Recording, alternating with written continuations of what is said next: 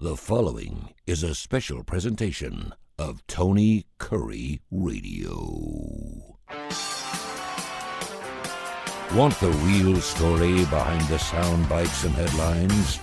Let's find the facts. Remember, it's not a conspiracy theory if it's the truth. You are not paranoid or confused. You just need to know. Hello again, everybody. It's time for another edition of Need to Know. Kip Keefer on this Monday morning. Another glorious day in Birmingham, Alabama. Although right now I'm deep in my secret bunker where it's always cold and damp. But I do the things like this for you because you need to hear what I have to say today of all days, because every day I'm, of course, very interested in telling you everything you need to know, but I feel like today I have been involved in the situation personally, and I got to expend a little bit of frustration and perspective on that, because it's a fight that I'm not really interested in being a participant in. But you and me and every free-thinking person in the country are now targeted and involved, and it's going to be the theme of today's show. I know you remember, because it was only 28 days ago today that President Trump, in front of a joint session of Congress, fulfilled a long-standing tradition in this country, and that is to deliver the State of the Union address to the Congress. It's the senators, it's the House of Representatives. It's held in the House chamber because that's big enough to accommodate that large group of legislators, which of course totals 435 in the House, 100 in the Senate, and all the staff and people that run around in the congressional circles. That's an awful lot of folks to have down there on the floor in the area. Of course, the gallery is also available for guests and limited amount of audience. But in that speech, I don't know if Trump did this on his own. It seemed to be impromptu, but it could have been the conception of one of his very capable folks on his administrative staff. But at one point in the early parts of the speech, I'm sure you'll remember, because it's probably the highlight and really one of the most brilliant executions of a strategy you could ever see. And you're going to be seeing it a lot more as we move into election season, get closer to midterm elections, which will happen, of course, in November. At one point, he stopped and he looked at both sides. Ironically, the Democrat contingent sitting on the right side, which is ideologically not where they sit, and certainly not common sense wise where they sit. They're never on the right side of anything. And the Republicans on the left side. And I guess now that I think about it, though, yeah, it was set up the right way. I've got that backwards. The Democrats were actually to his left, and the Republicans were to his right. So everything was in line with that. So scratch what I just said.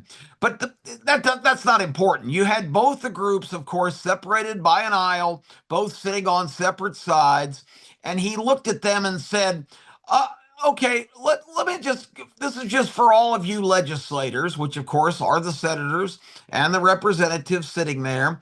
He says, if you believe that the role of our government is to protect the interests of United States citizens, of Americans, or is it to protect the illegal aliens in this country? If you believe it's our job, our primary responsibility to protect citizens that are Americans over illegal aliens, please stand up.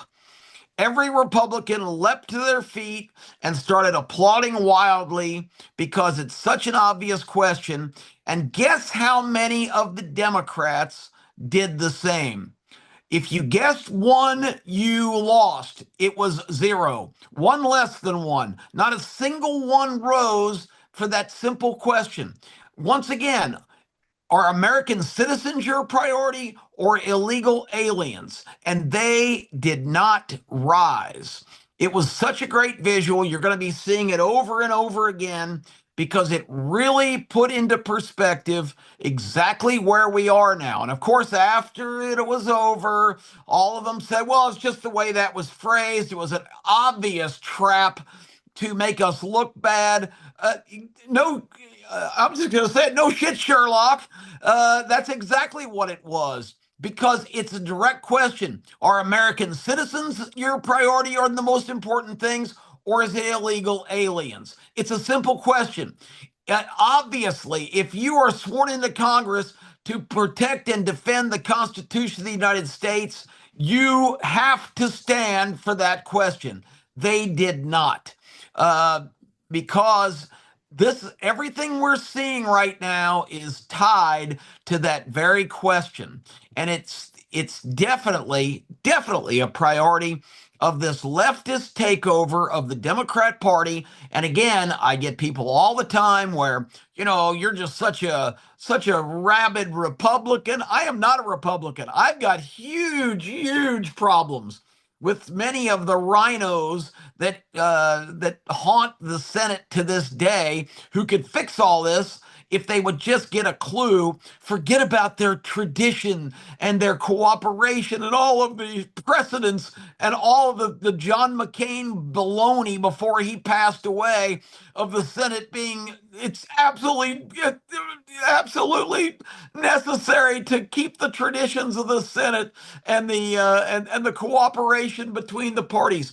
There's no cooperations between the parties. The other side has absolutely not one iota, not one motivation to cooperate. They want to do just the opposite. They want to make it as difficult for everybody as possible, particularly their opponents across the aisle. So, with all that being said, not a single Democrat rose on the question of are American citizens the priority over illegal aliens? Because in their view right now, they are not. Illegal aliens, all this is really related to the same question. That's why the borders were thrown open on purpose during the pretend administration of Joe Biden, where the people behind the scenes were pulling the strings. They wanted as many illegals to come into this country as possible because they needed their warm bodies to be able to eventually cast votes. They had lost the American people. They were losing their grip, and they knew it.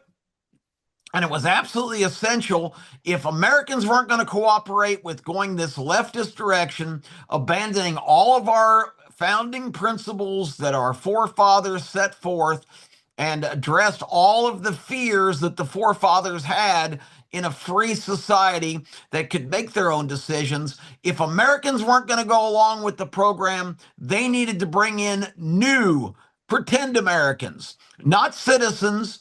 But right away, I've told you here on this show, and it's not being reported in the media, but it's out there if you want to go find it, that in the course of the Biden administration, some 3 million illegals were given social security numbers. That is a blatant violation of the law, because once they acquire a social security number, you can get driver's licenses, you can get all kinds of all the benefits.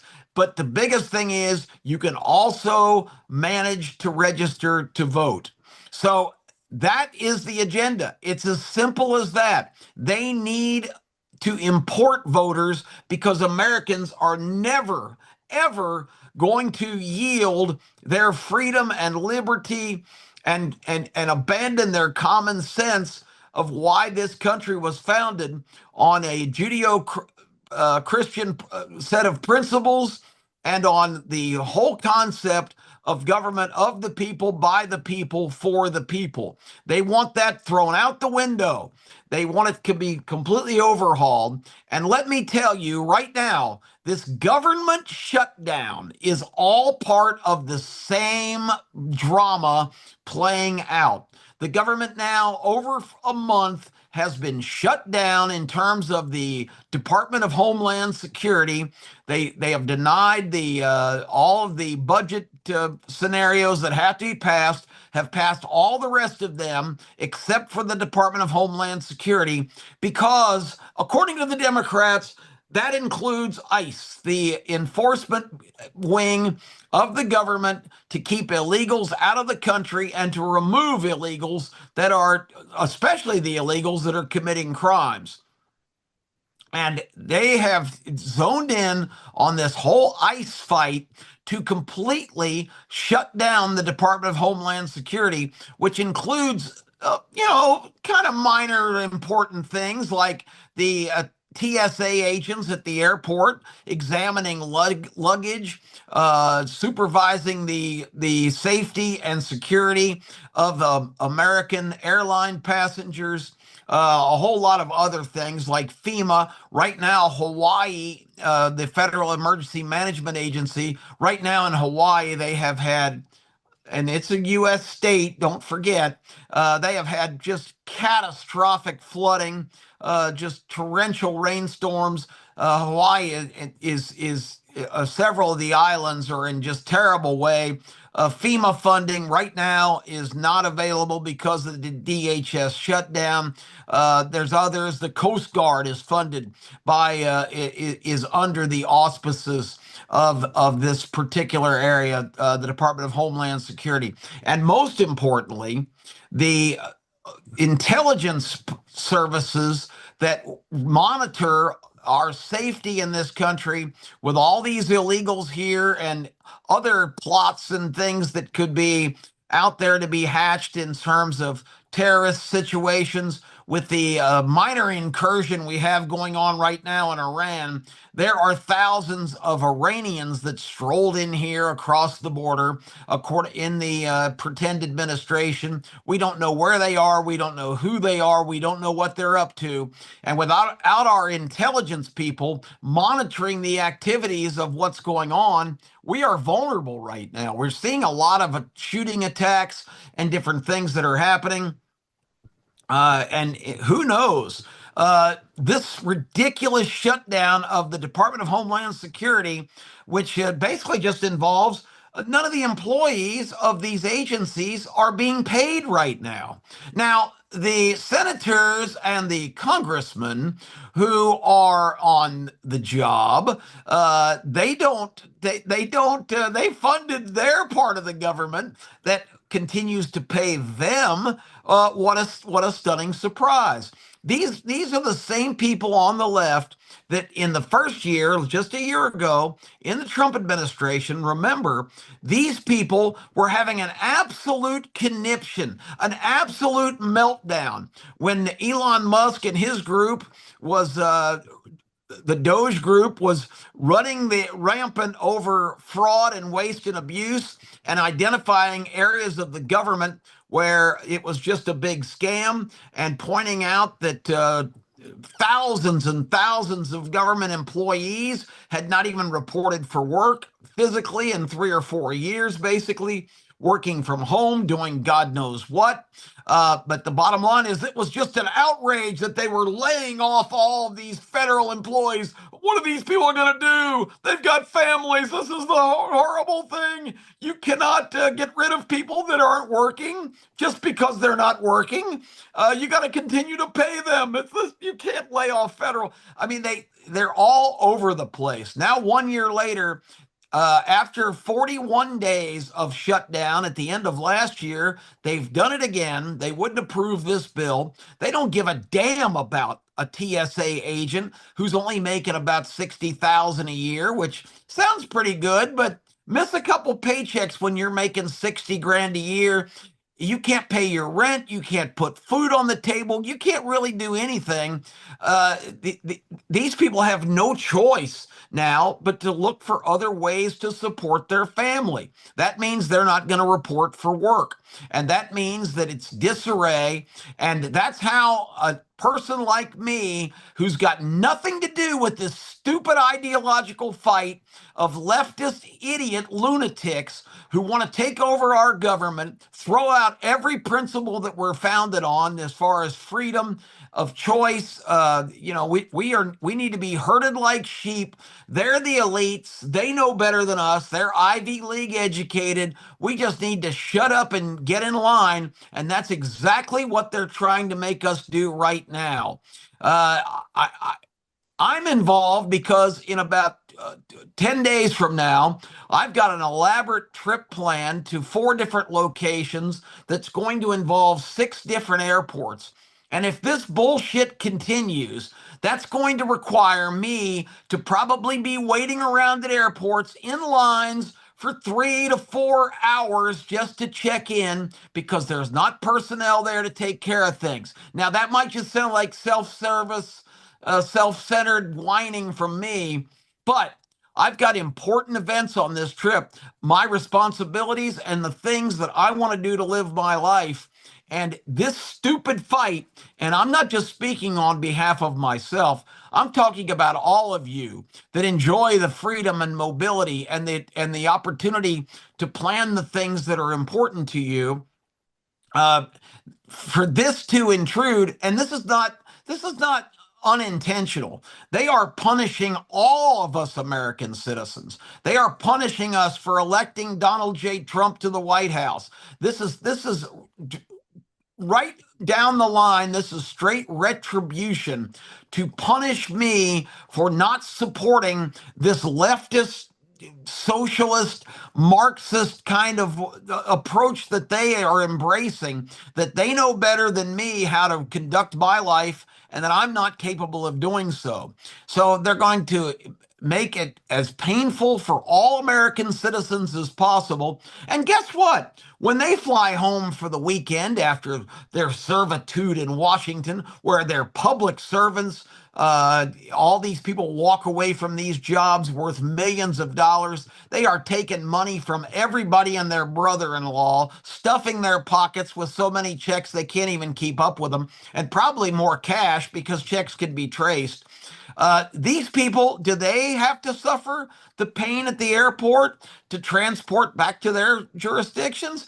Hell no. They are escorted to the front of the line. So they're still being paid for their service, their public service, which you and I both know right now it is self-service. It has nothing to do with public service because they could give a damn about you and me. They're not serving the public, they're serving themselves. They get escorted straight to the front of the line. Everybody else be damned. We're special. We're congressmen. We get first privilege on everything. It's got to stop. I think if I was President Trump, I would be executing an executive order tomorrow that says, okay, guess what? Congressmen, senators, you don't go to the front of the line. You wait in line with everybody else. And you know what? We are going to go ahead and suspend the part of the government budget that you've approved. I'm taking emergency action. And as of today, you are not being paid for coming and serving in Congress. And most of them are so rich now from all the graft and corruption that they probably wouldn't blink. But just from a philosophical standpoint, if they're not going to pay government workers to do their jobs, they should not be paid either. And anybody who doesn't agree with that is a completely far gone ideologically, and there's really no hope for your salvation. So what am I doing on my trip? Why is this important to me? Well, the first stop is in Shreveport, Louisiana. I run the Alabama Horse Racing Breeding and Development branch of the Birmingham Racing Commission. We have Alabama horses running in Shreveport. I need to be there for the race to do my job in a couple of weekends. From there, I'm going to Houston. I'm going to, that's a little bit of a personal side trip, but also business.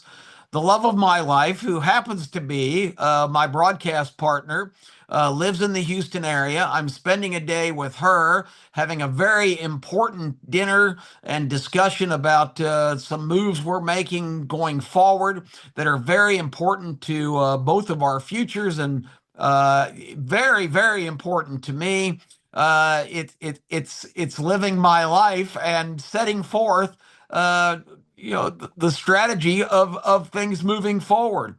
From there, I am going to Indianapolis, Indiana. I am serving here, of course, as executive director of the Birmingham Racing Commission. This is the annual convention of all the racing commissioners from around the country, where we address a lot of the issues that are happening in our industry. And I'm also actually nominated to be on the board of directors for that very prestigious international group, which is a huge honor for me. Again, I'm pursuing my life and my work and my pursuits. That's an important 3 days in Indianapolis.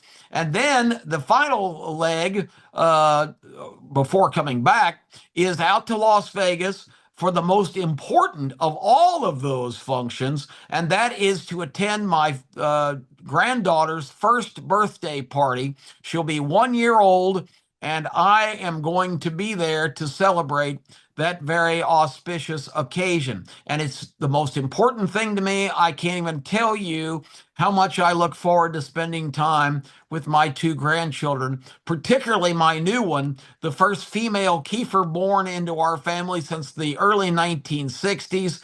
Aria Rain Kiefer, 1 year old, and I wouldn't miss that for the world. If this nonsense causes my flights to be delayed, canceled, or I have to miss flights because for some reason they can't get it together fast enough to get me through the airport.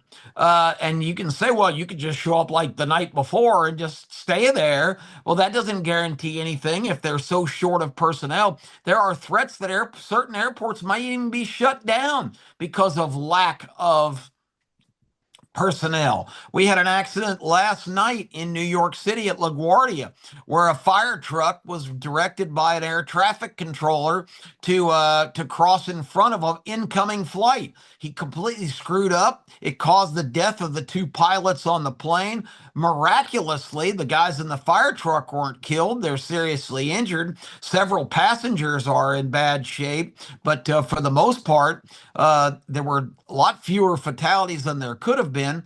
But who knows? This guy, maybe he hasn't been paid in a while and has been working anyway. And who knows what the fitness of people that we count on in these positions. It puts everybody's safety and well-being in terrible jeopardy.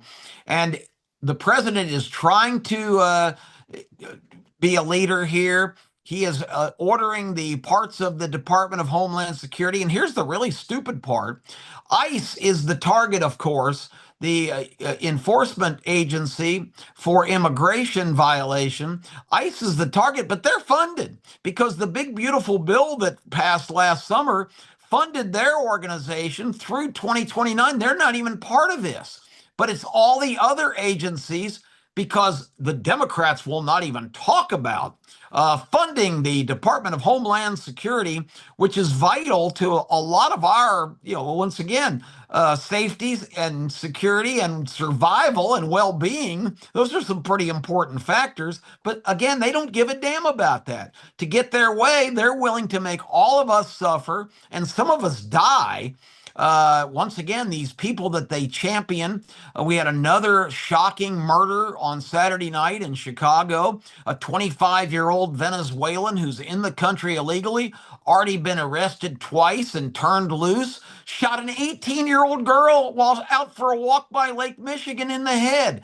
I don't know the circumstances. I don't know why it happened, but this happens every single weekend. You don't ever hear any of worry about that. But then you've got Hakeem Jeffries, the New York congressman, going on CNN yesterday and saying this latest idea of the president to take other people from the Department of Homeland Security, like ICE agents, who have already proven themselves to be cold-blooded, vicious killers, killing people on the streets of Minnesota, There were two people involved in that, not mass executions. And both of them were professional provocateurs. They were trained to be so disruptive and so irritating and just such a pain getting involved in police matters, and that is what this is. Law enforcement, ICE's federal law enforcement officers. These people weren't protesters. Protesters stand back at a distance holding signs and chanting and doing whatever. These people are right in the faces. They're kicking the vehicles of law enforcement officers. They are trained to cause problems and disrupt and provoke these officers. And the dirty little secret, they did exactly what their handlers and their trainers hoped would happen. They were shot and killed, because that is the ultimate opportunity to exploit this situation. So Jeffrey says these people are proven cold-blooded killers, and you want to put them in a chaotic situation like these airports in disarray? Memo to Hakeem Jeffries. Why are the airports chaotic and in disarray? They are that way because you have made it so. You have cut off the pay of the people there to secure the airport, and they can't show up for work because they're probably driving a truck or volunteering somewhere to make a few extra bucks to support their family. If the president really wanted to swing into action, suspend all ability to foreclose on people's houses and kick people out of their apartments in this situation because the Democrats are not giving them their paychecks. I mean, it's just unconscionable. And if it starts interfering with the American people, I hope that everybody listening gets the message and tells everybody that's listening about the message that this has got to stop.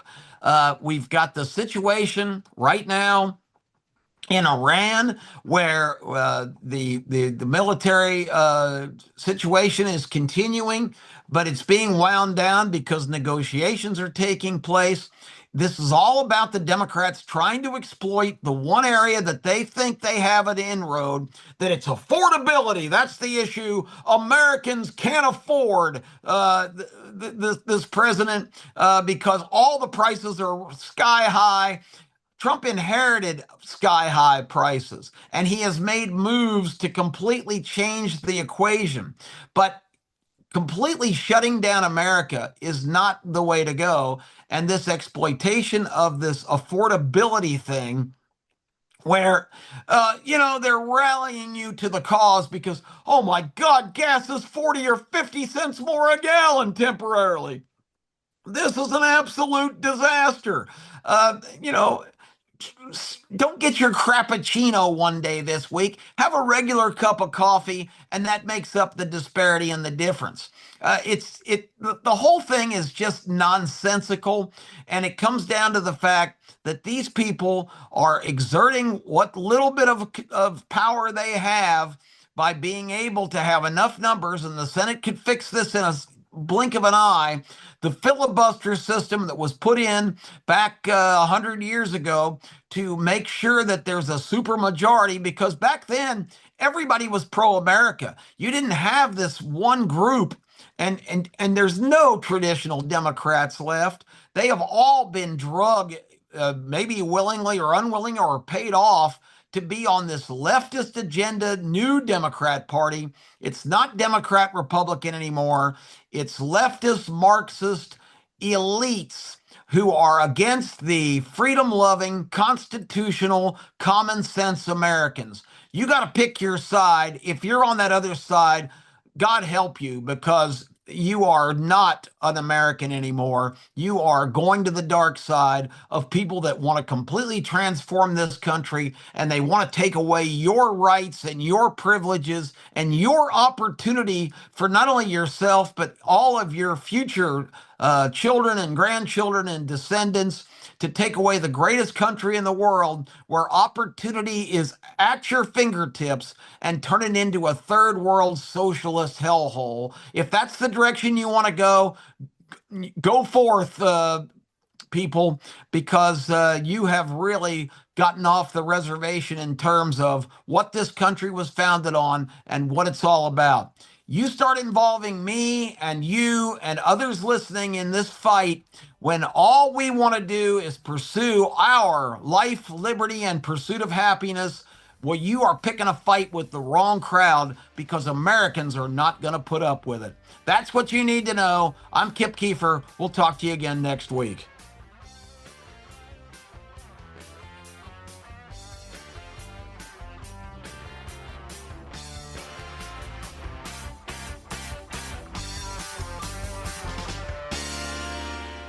This has been a special presentation of Tony Curry Radio.